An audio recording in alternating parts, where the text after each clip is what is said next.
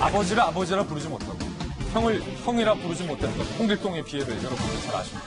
그런데 정부가 미사일을 미사일이라 부르지 못하고 있습니다. 야당에서는 홍길동 정부라는 말까지 나왔습니다. 북한이 발사한 우리 정부의 표현대로라면 이 발사체 과연 미사일일까요? 포탄일까요? UFO일까요? 영상부터 직접 만나보시죠.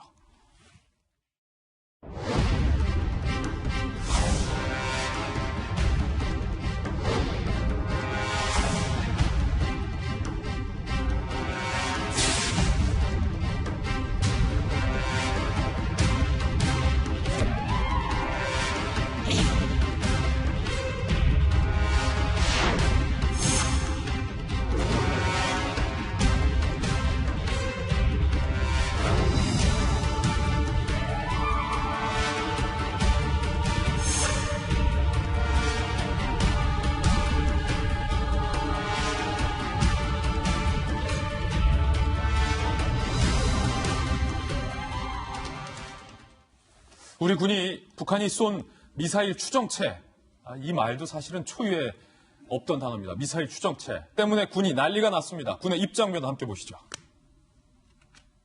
처음에는 북한이 미사일을 쏘자마자 우리 군이 그제 오전 9시 24분 비교적 빠른 시간에 잘 대응을 했어요. 단거리 미사일을 쐈다라고 발표를 했는데 40분 뒤에 10시 5분에 입장을 번복합니다.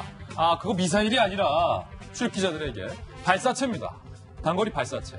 아시다시피 미사일이라는 표현보다 발사체라는 표현을 쓰면 뭔가 좀 더 덜 위협적인 표현입니다. 미사일이 아니라 뭔가 포탄 같기도 하고 단거리 어떤 발사체다라고 입장을 바꾼 거죠.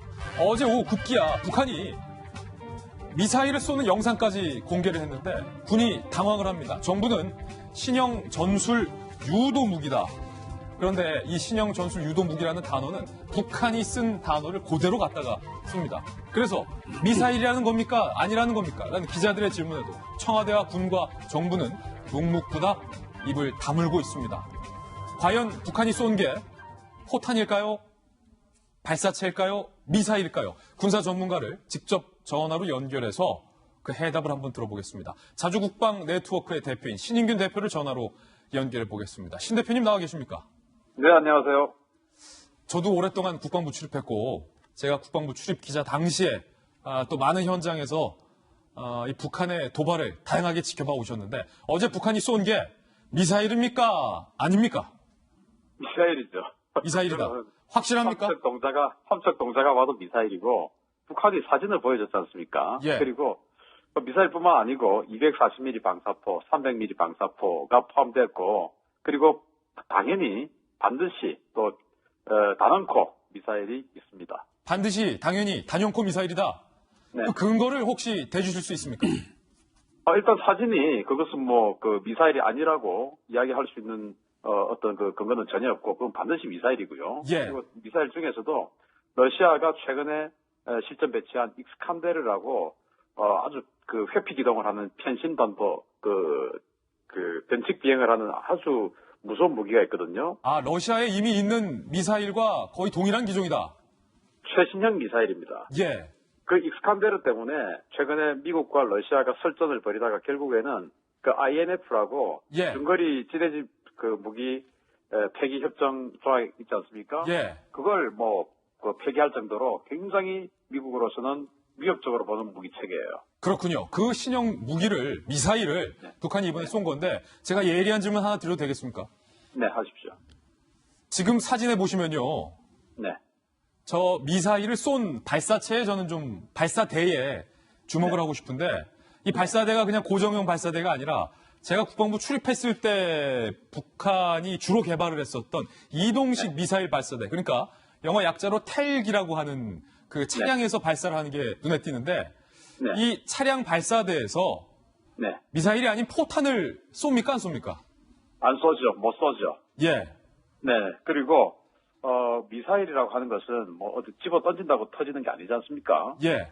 그 발사대에다 꽂아서 발사를 해야 미사일로서의 역할을 할 수가 있죠. 그렇죠. 예를 들어서 우리가 총알을 1000발을 가지고 있다 하더라도 총에다가 장전시켜서 격발을 하지 않으면 총알 아무 의미가 없잖아요. 마찬가지로 미사일보다 더 중요한 게 미사일 발사대입니다. 예. 그게 총이나 마찬가지예요. 미사일은 총알이고 그 정도로 발사대가 중요한데 그 중요한 발사대에다가 그 뭐 포를 갖다가 꽂아서 쏜다. 이건 말이 안 되는 거고 그것은 이제 이동식 미사일 발사대가 맞고요. 그리고 더 저는 여기서 이제 중요하게 생각하는 것이 예. 지금 방송에서 여기 저 돌직구쇼에서 최초 공개를 하는데 예.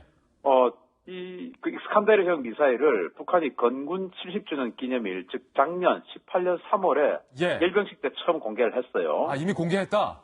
그렇죠. 근데 그때 공개했던 그 미사일 발사 차량, 싣고 나왔던 차량이 아니고 예. 그저께 발사한 차량은 다른 차량입니다. 발사 차량도 신형이다?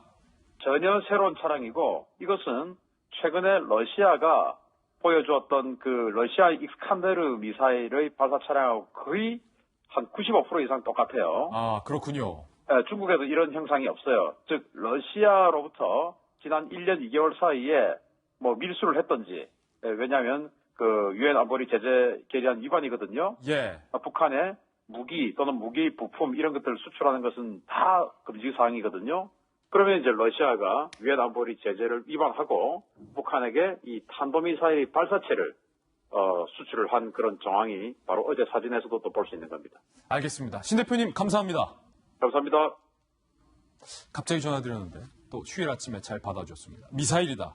군사 전문가들은 미사일이라고 입을 모으고 있습니다. 정부에 이어서 여당도 미사일이라고 언급을 꺼려하고 있습니다. 여당의 입장입니다.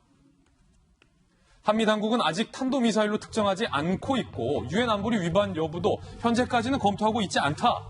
미사일이 아니다. 그 가능성에 대해서 계속 언급을 하고 있는 겁니다. 청와대는 NSC 대신 대책회의만 하고 있습니다. 청와대가 북한 도발 6시간 지난 후에서야 입장을 냈습니다. 북한의 이번 행위가 남북 간 9.19 군사합의 취지에 어긋나는 것으로 매우 우려스럽다라는 짤막한 입장만을 청와대는 발표했습니다. 박정희 대변인. 예. 전문가들은 미사일이라는데 청와대와 정부와 여당은 왜 미사일이 아니라고 계속하는 거죠? 글쎄요, 제가 잘 모르겠어요. 일단은 왜 지금 청와대는 북한 문제만 나오면 이렇게 작아지는지 잘 모르겠는데요. 우리 국민들이 당장 위협을 받고 있고 북한이 그게 미사일이든 아니든 그게 사정거리가 200km든 240km든 어쨌든 우리 대한민국을 위해서 우리 국민들을 위해서 위협을 하고 있는 이 상황에 청와대는 NSC도 열지 않고 관계장관 회의만 하고 그다음에 좀 전에 보신 것처럼 아주 짤막한 그리고 그 말미에는 또 북한과의 원만한 대화를 기대한다라는 얘기까지 포함해서 저렇게 연약한 그 대응을 했는지 잘 모르겠습니다. 제가 볼 때는 아무래도 그 북한과의 여전히 갖고 있는 북한과의 이게 대화의 끈을 놓지 않기 위해서 애써 미사일임에도 불구하고 미사일이 아니라고 얘기하고 있는 거 아닌가. 그래서 우리 정부 스스로 먼저 나서서 북한이 그 국제사회로부터 제재를 받는 거를 좀 막아주려 하는 거. 그리고 혹여 있을 수 있는 남북 대화의 재개를 위해서 노력하고 있는 거 아닌가. 이런 아쉬운 생각이 자꾸 듭니다. 당장 전날인 5월 3일 날 대통령께서는 국방부 업무보고를 받으면서 9.19 군사 합의에 충실해서 어떻게 돼? 군이 해라. 라고 얘기를 했는데 우리만 9.19 군사 합의에 충실해서 모든 무장을 해제하고 있고 북한은 저렇게 그 미사일인지 아닌지 잘 모르겠습니다. 미사일이에요? 미사일이지 맞죠? 제가 봐도 그런 것 같아요. 그런 걸 쏘면서 우리를 위협하는데 우리는 국민들은 도대체 누구를 믿고 어디에 의지해서 가야 될지 모르겠습니다. 얼마 전에 우리가 소개됐던 박찬주 전 대장의 전역사에 대해서 간단히 소개를 할 수밖에 없어요. 군은 국가의 생존과 독립을 보장해야 된다. 그게 비록 정치가 잘못된 선택을 하더라도 이렇게 해야 된다라는 얘기를 저는 다시 한번 우리 국민들이 되새겨야 되지 않을까라는 생각이 듭니다. 오늘도 국방부는 저게 미사일인지 아닌지 얘기 안 하고 있는데요. 국방부는 청와대 눈치 보고 청와대는 북한 눈치 보고 하는 상 언제까지 이렇게 가야 되는지 안타깝습니다.